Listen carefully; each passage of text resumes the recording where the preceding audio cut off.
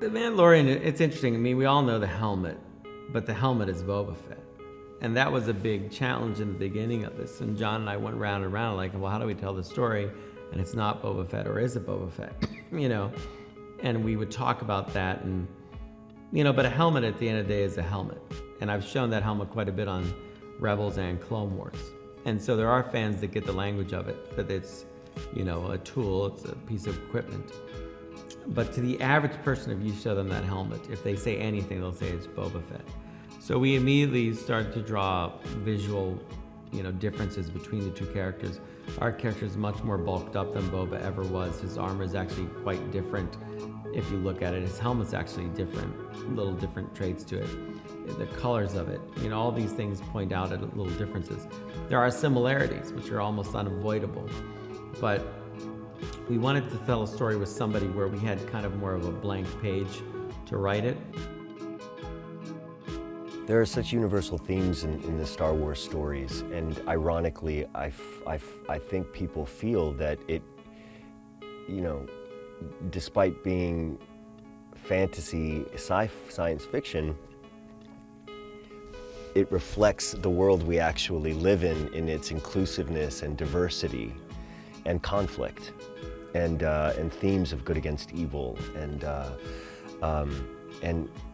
so it's fascinating to experience that as a child, you know, to have your imagination so enriched by these stories, and then now as an adult to look back and rekindle my relationship to Star Wars, and in particular those Star Wars movies and the tone of this series, which I find is a little bit more Empire Strikes Back and a bit grittier and edgier Star Wars. That I realize, wow, these you know, in terms of war and family and personal conflict and personal journey and personal relationships, it reflects so much what our actual reality as human beings on this planet is.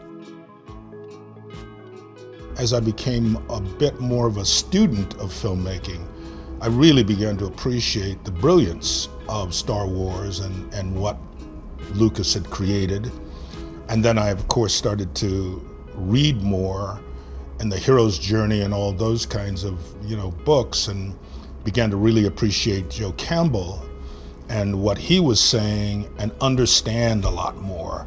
Then for me it became, wow, you know, it was beyond being groundbreaking. Star Wars was. It was in its own way, again, like a crack into some sort of other universe that I hadn't been exposed to, you know? So it was pretty phenomenal, not only what it was at the time, but what it has become.